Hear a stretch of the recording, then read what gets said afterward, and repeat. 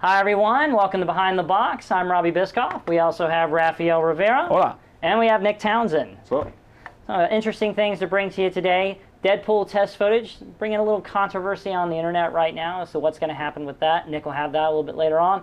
Halt and Catch Fire, final episode, or is it the final episode? But there's been a little thing about a surprise on Guardians of the Galaxy, and I mean, that's like the biggest movie out right now. Have you guys seen Guardians of the Galaxy? Fortunately not. What? I'm a little ashamed of that, but because there's so much buzz about it. Have you seen Nick, it? what? No, I haven't seen it. No. What the hell, guys? Wait a minute. It wasn't very good. Wait a minute. Have you seen it? No.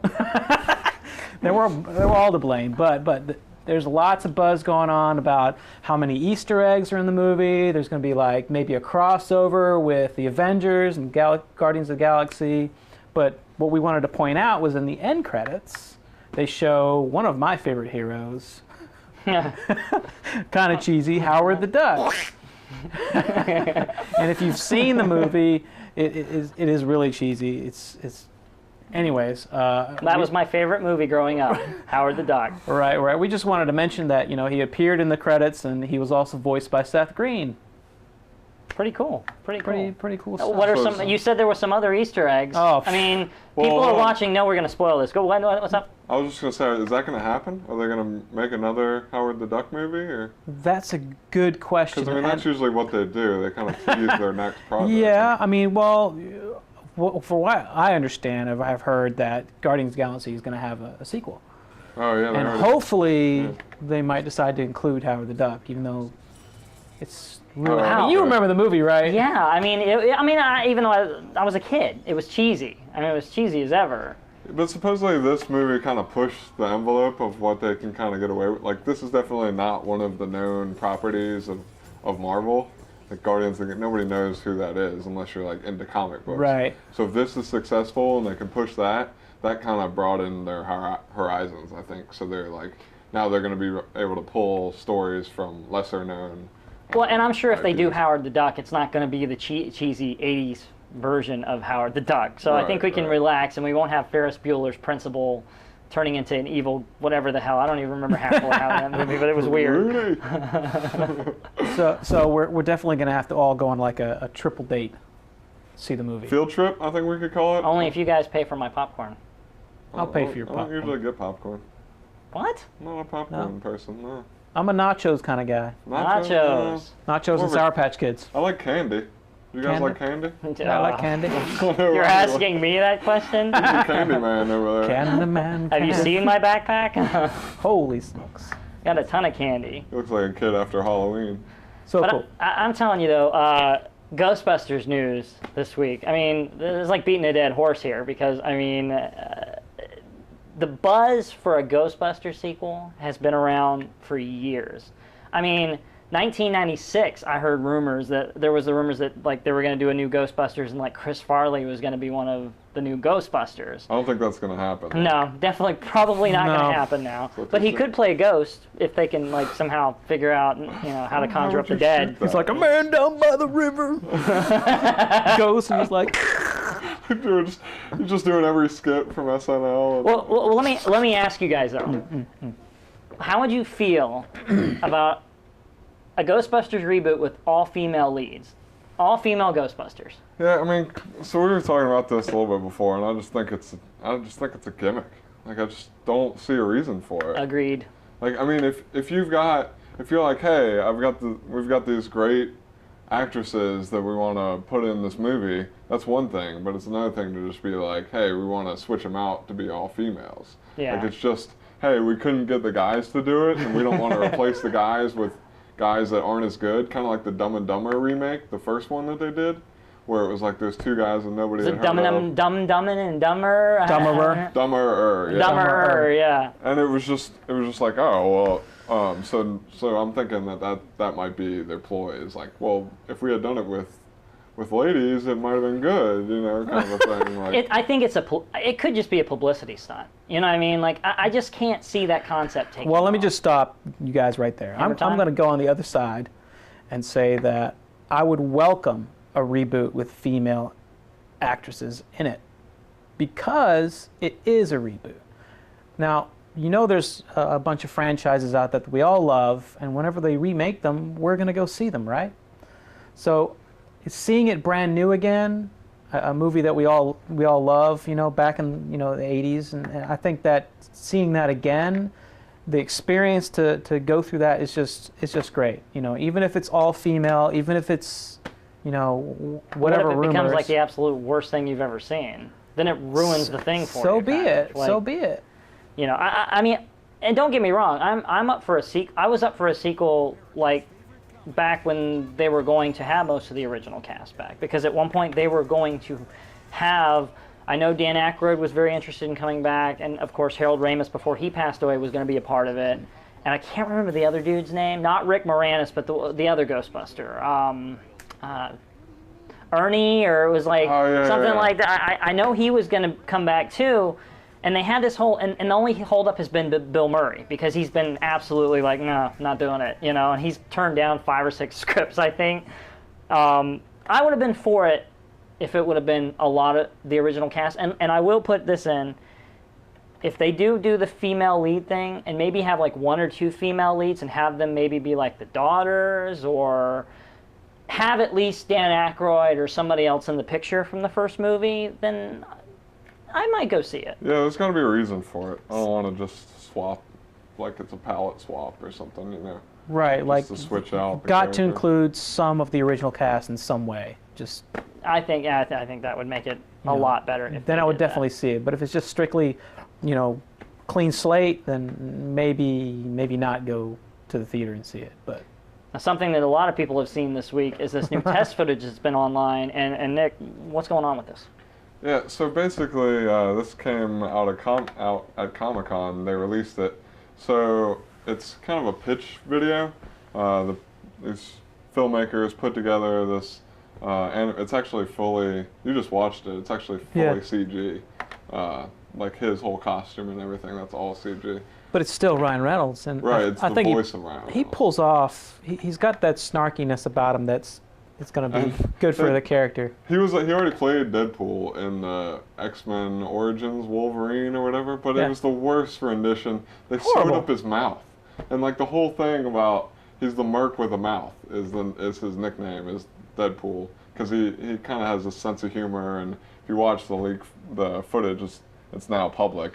Originally it was leaked, and then they were just like, well, we'll just come out with it because people want to see it. Yeah. But it looks really good. I think it could be really funny and a different take on the the Marvel universe. Just like Guardians of the Galaxy is kind of a zany like out there movie that doesn't quite fit into like the Iron Man these serious movies. It could kind of be its own thing, and it could be really, and the trailer's really funny.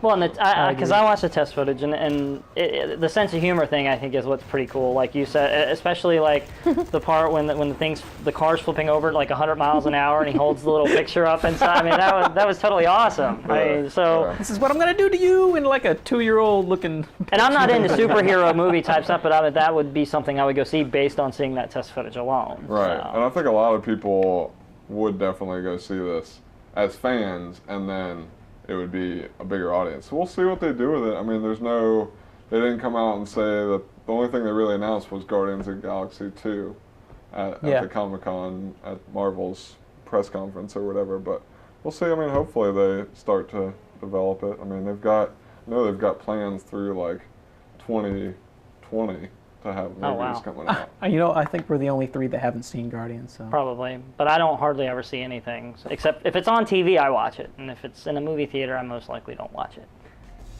Well, we can talk about what we're watching then. Yes, and we got a lot more to come with our What We're Watching segment coming up next.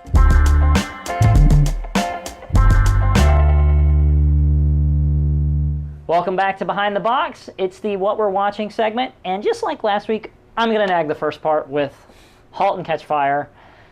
You guys still haven't watched this. Are you ever going to watch this? It's over now, so now I can watch all of them. Awesome. Yeah, I probably won't. Binge watch it, but I probably won't watch it. Come on, you got to give it a shot. I mean, that's going to be canceled after the season anyway. Well, that's up in the air right now. Not enough death. But they had a really good season/series finale. I don't Nobody knows exactly where if it's gonna be announced to be renewed or not. That's still up in the air. But the last 2 episodes that have aired since the last taping of the last show have been really good. You know, I think I left it the last time with the characters going out on their own to kind of sell the computer. When they get to the convention, some really unexpected stuff happens, and the crap hits the fan, and a lot of cool stuff happens in that episode. And then they come back for the finale, and the finale that just aired this last week, it's kind of weird because it was almost like the finale really didn't have the twists and the turns and the really cool stuff, which usually they save that for the end. They did all that in the 9th. The 10th felt like an extra long epilogue to the show. And you know how I always bitch about I'm not going to watch a show that doesn't get a true ending? Well, the producers did a really good job on this show because they gave it this closure that it's closed the entire show out. You know, they basically set these characters up on what they're going to be doing now and where they go after what they've done. And now it's kind of, you get the sense of, okay, well, I can live with, you know, this is the end of the show. And if they come back, it may have a season 2. If not, you can watch season 1 and you'll love it. It'll just be good as a self-contained plot. So, that being said, are you going to watch it? Yeah, I mean, so it has resolution. Yes. Like, that's something that I think that, like, movies do, but a lot of series, especially if they're ongoing and they want to keep going, it's almost like an end of a chapter instead of an end of a book. Mm-hmm. This is the way you're describing it. It can be perceived as both. It can perceive, I mean, it depends on, like I said, but, like, and I'm the biggest, you know, about that being an ending type thing, but I was completely happy with how it ended. And I was like, all right, that's a cool ending. I know that I didn't just waste 10 episodes, you know, if the show doesn't get renewed. And I'd probably watch it again just because I loved the show. It was really good. And I think that, and I'm going to make a prediction now, if AMC gives it a chance, because let's not forget, the ratings giants like Breaking Bad and Mad Men, they didn't start out huge with a ton of people loving the show and a ton of ratings and viewers. Right. That grew because AMC gave them a chance. And I think if AMC gives *Halt and Catch Fire* a chance, it'll be the next Breaking Bad. So... Well, you can only wait and see, right? Indeed. Yes, definitely. So that's my piece on *Halt and Catch Fire*. You guys have anything to add to that? Not really. I mean, I'll watch it. Sorry. We'll move on now. So Nick, tell us about this. Who the F is Arthur Fogel? Arthur Fogel. Well, you guys probably have enjoyed some of the music that he's brought to the world, and what I mean by that is he's a concert promoter. Oh. And most notably, he toured or put on the tour for the Rolling Stones worldwide, and at first, people thought he was crazy to bring a worldwide tour and how he's going to pull it off. And this is how it all started, these worldwide tours. And right now, he's the CEO of Live Nation. Do you know who Live Nation is? Heard of it. Live Nation actually owns multiple concert venues all over the country. But this guy brought it all to us on a world, scope. And he started back in the 80s and then grew from there. And right now, he's like the guy for the best concerts in the world. So this is a documentary about this guy? Yeah. Or is it's a documentary about the people he does things for? What is it? It's about him and it includes U2, the Police, Rolling Stones. They all have put in their 2 cents in there, and it's really great to kind of see how all this music was brought to the world and to the masses, and this guy did it. And where is this airing at? This is on streaming on Netflix, various other online Amazon Prime. sites, Amazon Prime, as well, and I think another one called Flix was another website that's on too. I think that's owned by Best Buy. Oh no, that's Epix. Epix, that's what I meant. Epix. This kind of reminds me of a documentary that I watched called Smash His Camera. It was about like this really famous photographer, like celebrity photographer, but you don't know who he is. Yeah, exactly. But you always see his work, like, which is cool. Oh yeah. It's cool to see, like, all these famous people have respect to about this person or for this person. That's what I'm trying to say. That you've never heard of, and it's cool to see that kind of behind the scenes. Yeah, it's thing. like he brought it all together, and and he's not like when you watch it. He's not like this loud person. He's just a real calm guy, and you can imagine when you're pulling off, shows like he does and tours that he does, you have to stay calm. You have to be able to concentrate on everything. And this guy just, you got to watch it because it really is informative. And if you love music, watch the movie and find out who this guy is. Awesome. Really Awesome. Cool, so. Every Street United. Well, if you love soccer, you should watch this. Or football. Football. As it's called in the rest Football. of it. Because actually, that's kind of what this show is about. It was produced by Xbox Entertainment. So with the new Xbox, they made this entertainment division, and they actually just closed down the entertainment division. But they still have a couple shows in development. There's a Halo TV show, which is like their big franchise. Yeah. In that they're coordinating with Steven Spielberg to produce that, and that'll still happen, but they've closed it. And there's also like a documentary about the E.T. Nintendo game being dug up in Arizona at a landfill. Oh, that's so those cool. two things are still happening. Yeah, I want to see that. So this was their first project, Every Street United, and they found Thierry Henry, who is a famous soccer player. He's French, and he's played for a lot of club teams. And so they took him and a real famous street soccer player that no one's ever heard of, and they're two team coaches, and they picked people from all over the world to form two street soccer teams, and then they played against each other. So they got a kid from the Netherlands, a kid from Brazil, somebody from Argentina, one from America, and then brought them all and actually took them to Brazil during the World Cup and played a street soccer game.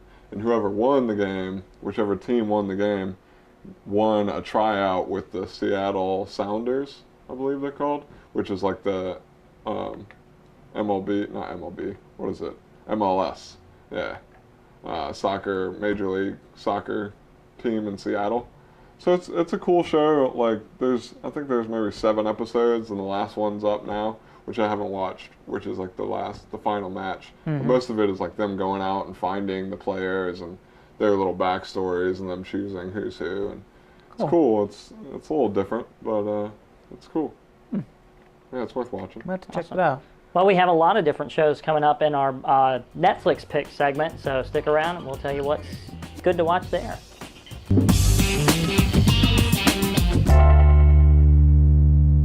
Welcome back to Behind the Box. We got our Netflix pick segment now, and Raphael gets to go first with the movie I'm not even going to say the title of. Space Captain Harlock. Oh, okay. Does sound kind of weird, I get it, but it's a translation because it's a Japanese movie, and it started as a Japanese animation, comic book, etc. But then what makes this different from the actual Japanimation version is it's all CGI, and it's beautiful looking graphics here. And sometimes you I admit some parts of the movie seem like a cutscene in a video game almost, but it's so clear, so beautiful to watch. The visuals itself are just amazing. But the story is about this 100-year-old space pirate, which two of my favorite things, pirates and space put together, and man, it's just great. So he flies this impenetrable ship, and he gets infiltrated by the coalition who's trying to take over control of the planet Earth, who's actually has been deteriorated and all the humans are left, but they want to go back. And what the coalition did is keeping people, they want to retain the power, so like the big government of the universe, so they're covered the whole planet to make it look like as if nothing's wrong with it with these holograms. So what their mission was to go back to Earth, destroy the hologram generators, and show the entire universe what actually happened to the Earth. And what happens is, 100 years ago, the captain, in a defense, because he was under attack, released the power energy from his ship, which is dark matter, which is, the energy for the ship anyways, released it in defense, and as a result, destroyed the Earth. And he's been flying around the universe for 100 years trying to figure out a way to fix things, but instead, his original mission is to go back and destroy it. Holy crap, I'm watching this. This is awesome. But in the very end, he does change his mind because he meets new people and then realizes, what he's doing, and because the main reason why he changed his mind was because he thought that whole time, that 100-year time that the planet was completely dead, so why not just destroy it and start everything over again? But what that'll do is it'll destroy the entire universe if he were to destroy it because of that dark matter. But I love shit like that, though. He's finds looking out- at me like, I love that kind he of stuff. finds out that the dead Don't planet... give the whole thing Yeah, away. don't tell the ending. I don't want to know. Okay, well, he has some revelations toward the end, but it's such a beautiful movie. I highly recommend it. And yes, it's in Japanese with English subtitles. Oh. But You lost them. I know, but I went into that after the description, and then when I started, I realized it wasn't Japanese, but I don't mind that so much. I really don't, because I do have, a love for Japanese animation, and this just is great. So, Nick's got to weigh in on this. now what do you think? Space and pirates. Yeah, it's cool. I mean, the two things that I'd worry about is the subtitles for Japanese. Like, it's not like Spanish or Portuguese where you can kind of pick up what they're saying. Like, you know what I'm saying? Like, well, you speak Spanish, but if you don't, you can. It's based on Latin, so you can kind of figure it out, and like the sentence structures are pretty similar. But first thing is the uncanny valley. You know what that is? Mm-mm. It's like when things get too real, when they're CG and they look almost too real. Like, did you ever see that Beowulf movie? It was kind of the same thing. I think so. I don't really get Like- that much into it, but Well, where they like capture somebody's face and then just recreate it digitally, and it's so close that it almost seems weird. Like, there's not that, like, if something's animated and it's hand drawn, like you can feel for those characters and things Right. like that. But sometimes if that uncanny valley is too narrow, like it's too close to real, but you know it's not quite real, it kind of throws you off. it definitely didn't give me that vibe on most of it, because the beauty of the graphics just alone was just amazing. So, I may still watch it. but it didn't get that vibe. But I recommend it. No, But I just- don't mind subtitles. I mean, me neither. Well, you definitely don't have to know Japanese or anything to watch the next show. For Nick's pick here. it is like they're speaking a different language sometimes. So. I like this yeah, show. but This you is a got to great know show. a little bit of politics. But I think you kind of learn politics. that's what watching it. I learned from this show. Like, I had no idea. So That's why I House couldn't of understand The Cards. West Wing. So I'm glad you made that reference. So House of Cards, Netflix original, great show. Everyone loves it. If you haven't watched it, need to watch it. Have you watched it? Heck yeah, man! I watched Yeah. 2 seasons? Yeah, it's got 2. Yeah, I watched the 2 whole straight seasons. through, man. Binge watched it I in thought like it was a week. 3. 3 will be the next. Oh, okay. I think they're doing a third season. third next season? year. They've got Yeah. to. They've got to. Yeah, they got to Sure? keep the story going. I mean, Yeah. he's just reached his Whoa, peak. Did you watch both? Don't give it away. Well, no, I'm not going to to say what, but I'm just saying that the show's just reaching its creative peak. Oh, yeah, So, yeah. I mean, Yeah, I really want to see where they go after the revelation at the end of season 2. season 2, yeah. But like I was saying to you before, if like to compare this to West Wing, if West Wing is like a stroll through the halls of the White House, this is like the back alleys of Congress. Like Yeah. it's definitely like the Shady, underbelly. real shady yeah, stuff. Exactly. It's definitely Well, manipulation and going behind the back, kind of like behind the box, and doing dirty deals with people and tricking people out of things. And, Manipulating the hell out And of don't it. forget murders. yes, Lots of definitely killing. Yes, murders. lots of surprise killing. when necessary. Like you know. slap my forehead, like what? What just happened? You're Yeah. watching a political thriller, and then all of a sudden it's like, oh It's my really god, thrilling. it gets a little real Dead. there. Yeah. Like no, I Oh, like her. man. Oh. That was just like, that was too much for me. Like, I had to go back and play that again. A couple things I thought it was like a daydream. A or dream something. sequence, And I'm yeah. like, they've never done a dream sequence in this show. But I'm like, oh, that didn't happen. Like, they're gonna cut back and it's just gonna be normal. It's gonna be. Dude, you said it best. It seemed like a dream sequence, like it didn't really happen, and then suddenly you realize But those are Whoa. small. it really did. But those are small. I mean, those are definitely huge turning points in the show. But mainly, it's about these characters and their interaction, and Frank Underwood, who is Kevin Spacey, And who Kevin is Frank Spacey, Underwood. I mean, he puts everything into this role. And the breaking the fourth wall, Oh yeah, is completely awesome in this show. So breaking the fourth wall is talking to the camera, talking to the audience, and he does that right off the bat. Like if I turn right now and say, "Hey, did you know blah blah blah blah blah?" That was a great example. Yeah, just like that. But yeah, so they use that ploy, but it's not cheesy, it's not overdone. It fits perfectly because Frank Underwood is smarter than everyone, and he wants you to know. Yes. And occasionally he even just like kind of looks over at the camera. Yes, that's the best part when he looks like, over at the camera and he just kind of does that. And personally, I like it a lot because we're based out of South Carolina, and he's supposed to be from South Carolina. Yes, yeah. And he went to school at the Sentinel, which is the Citadel. You know, they just didn't use the real name and things like that. So I think all three of us can highly recommend House of Cards. Another thing from Netflix that I would really like to recommend is The Killing. Have you guys heard of The Killing?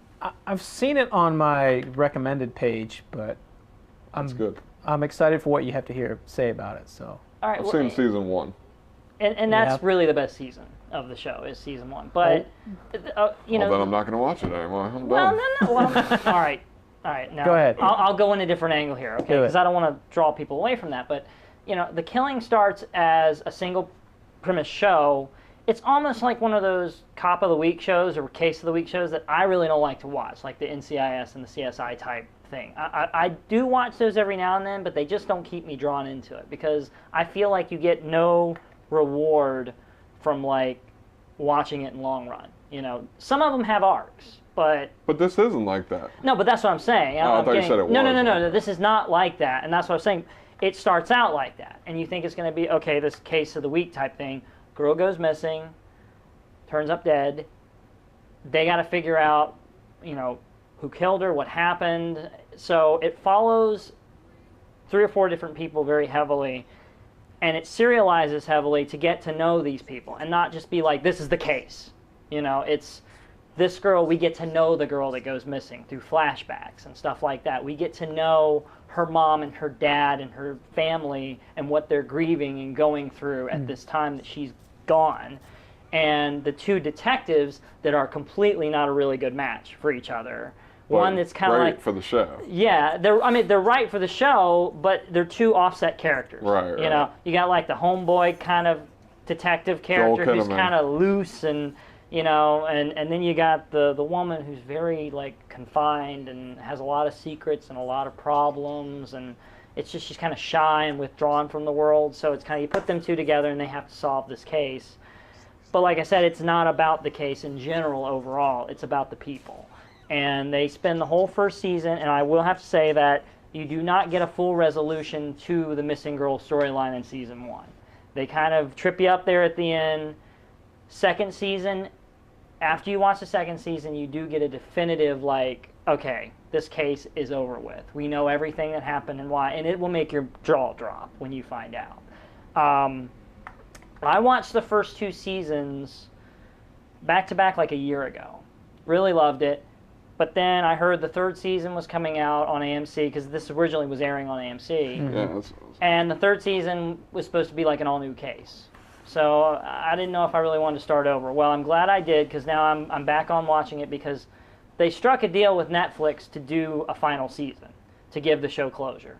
So season 3 is what I'm watching right now on there, and it's a brand new case. It's a little bit different approach. It's not really about a missing person anymore. It's more like a bunch of bad things happening at once, and they have to kind of figure this out. But it brings the 2 characters back together to solve the case. I don't know what the 4th season is going to be like. I haven't got there yet. But if you like drama and you like mystery and that kind of a thing, this is right up your alley. So, I mean... This was based on a book, right? I don't know. I think I talked to my dad about it, and he had read the book before, but it was just the one story, the first story, like about that one girl. Rosie Larson. That's right, and that's what I think. Like their plan was like, hey, we can just stretch that story over multiple seasons, and it'll be enough to fill it. But then they kind of realized that people wanted a resolution. Yeah, well, I mean, definitely, and it was kind of a cheated resolution at the end of season 1. So it was like, because they do give you a resolution, but they leave you Not wondering, much, okay, but what about all this, Yeah. So, but it's definitely a great show to recommend, and hopefully when I get through watching the 4th season, I can comment on how the show ends and what they do, but Netflix did a really good thing by picking them up and giving them that last couple of episodes, so. Yeah.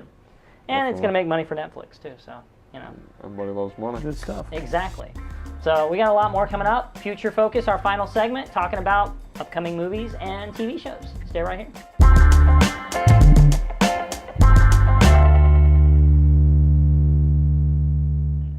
Welcome back to this final segment of Behind the Box, Future Focus, and I'm going to go first with The Walking Dead Season 5.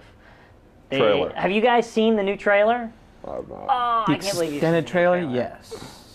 It's the Comic-Con Season 5 trailer. I definitely am very excited about this. Just, even the way it ended last season. Yes. They don't know who they're messing with. Dude. Psycho Rick. He Hashtag psycho. Rick. Hashtag Psycho Rick. like, man, they're all locked up in this trailer, and then I just want more. You know? Oh my! So, what are your thoughts? And the promo itself, I mean, the actual trailer itself, I think is going to be the best season, just from looking at the trailer alone, of The Walking Dead. And I'm hearing all these things online about how they have shot stuff that is so controversial in terms of the gore and what happens in the scene that AMC may be cutting some of the stuff out. Which, please don't do that, AMC. Please leave the original footage in there. We want to see everything. If you don't want to lose your show to HBO, don't cut that stuff out. Yeah, please don't cut that footage from The HBO Walking will Dead. pick it up and it will show all of it. And I mean, it'll be glorious. yeah. You guys decided to take the risk to go with the show about The Walking Dead, so you're gonna have zombies, you're gonna have death, you're gonna have all this brutality. So keep it going. But But anyway, we are The Walking Dead. yeah, well, that's what I'm saying. That's why I said with the zombies, because I know that Awesome. the whole thing is supposed to be the people are The Walking Dead, not the actual dead people. So, anyways, back to the back to the trailer itself, but. Awesome. They're saying that the controversy stuff, and some of the actors, like the guy who plays Glenn, has said, like, oh, this is like some of the most intense stuff I think I've ever shot on this show before. And I mean, that being said, like, what about the whole scene with like him and Maggie from recently with like the governor abusing her or whatever he did? Yeah, well, that was season 3, wasn't it? When Yeah, all but that I was mean, going on. and that was intense. So if it's Yeah. more intense than that, like, Oh, where are they I gonna go mean, with but the it? trailer does do it, like, you can kind of tell, but I do have a really bad feeling. I'm hearing a lot of rumors that there's going to be a lot of deaths this season on The Walking Dead. Is there going to be a lead character?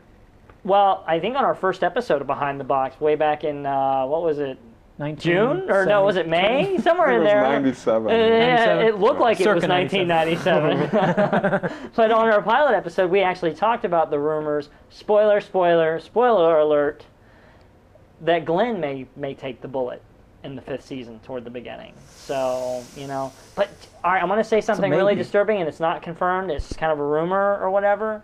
But people in Atlanta have been saying, like, speculating who's dead and who's not on the show anymore because of who's been in the town shooting scenes and stuff.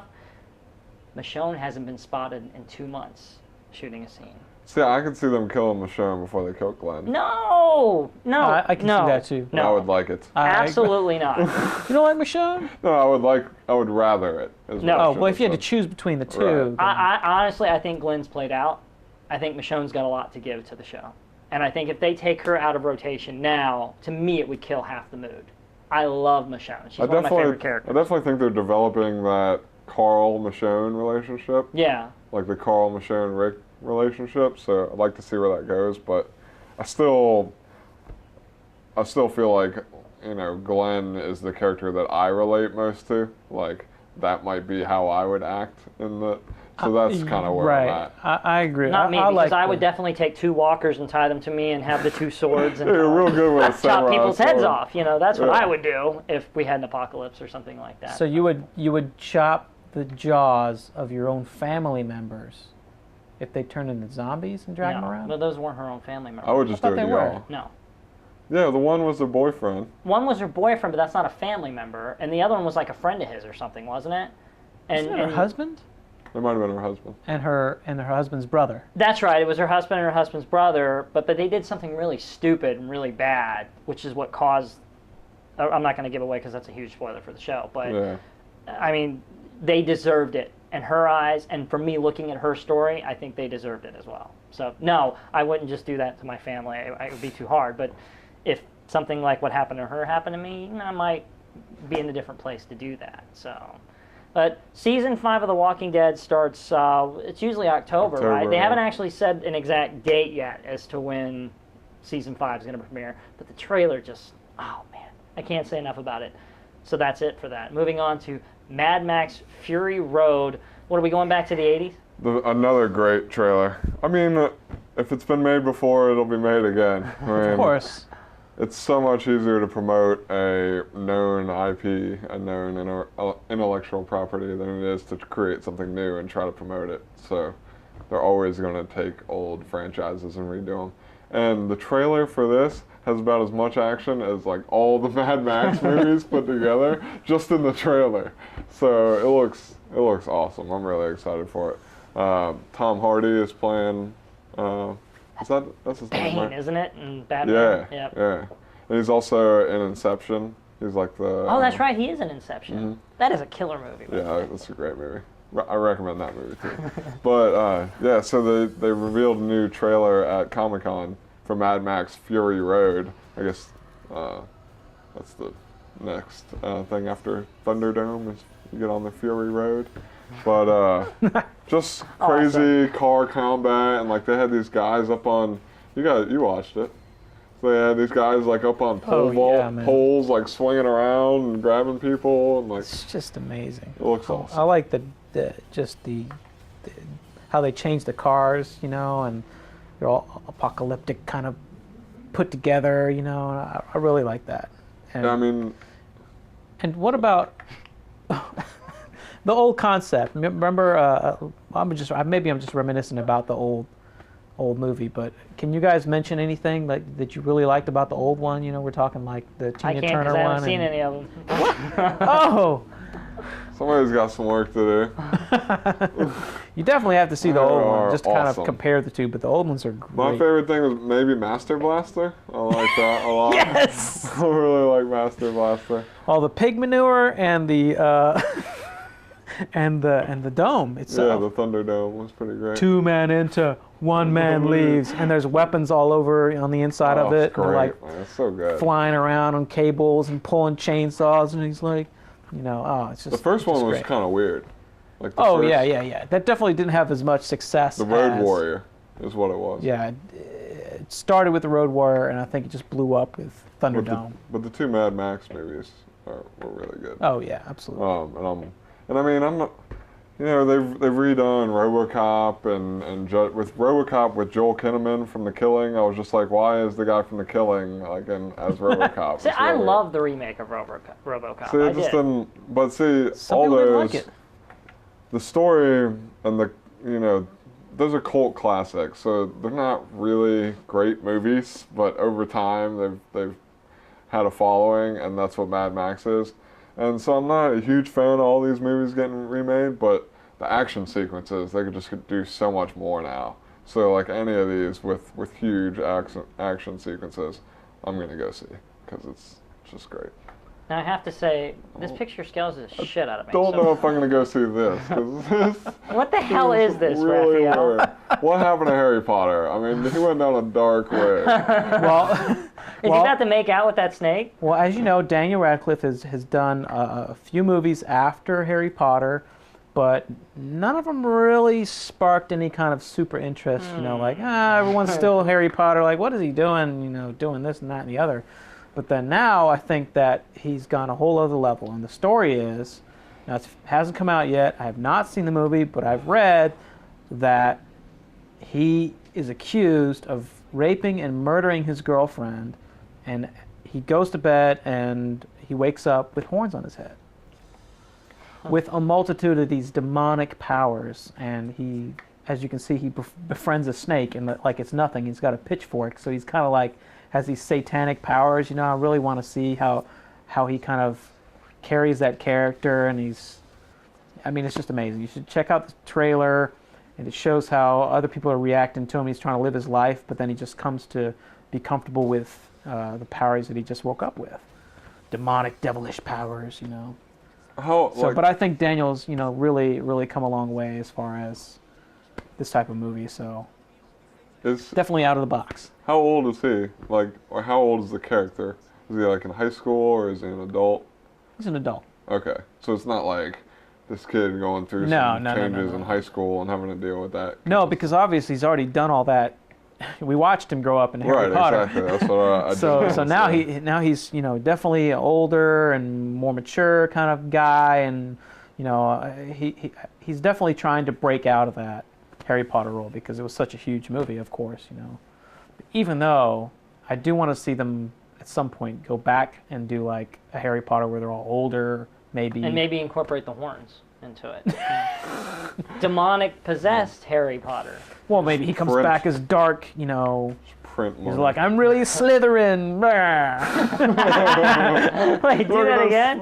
That was awesome. What's that noise that you did there? Ah! I'm really Slytherin. Got the horns. I think that is a great place to stop for this week. And if you do want more Behind the Box, and we hope you do, look for us on social media. Nick, tell us about that. So everything is Behind the Box TV. It's at Behind the Box TV on Twitter, Behind the Box TV on Facebook, Behind the Box TV on YouTube. Subscribe to us, and you'll get all our videos. Also, email us. So behindtheboxtv@gmail.com. Just let us know what you think. What do you want to see, and we'll bring it to you. Absolutely. Or- So, what's up? I got a couple things. Okay. We've got some fans out there who've decided to give us some video comments, and you know, we do welcome any and all of them. So thank you, Jack Frost, for helping us out. Your video responses. You know, we really like it. You're very insightful, and we really appreciate that. But also encourage everyone just, you know, like and share, and you know, because I think our content's great, in my opinion. But email us, too. let us know how we're doing, and you know. And just real quick, want to thank Jay Burgess and the production warehouse real quick. Yes, we could not do this without him. Yeah. No. Great location if you guys are here in Myrtle Beach. If you're trying to shoot a show, you need studio space or you need equipment or anything, definitely give Production Warehouse a look. It's a great place. And also in that same note, Donald Smith with Lucky Dog Television Productions, because he's supplying all the equipment for the most part here for us to do this show. So Thank you, Donald. Thank you, Donald. Thank you, Jay. Thank you, everybody, for watching. That's going to do it for this edition of Behind the Box. Until next time, Slytherin.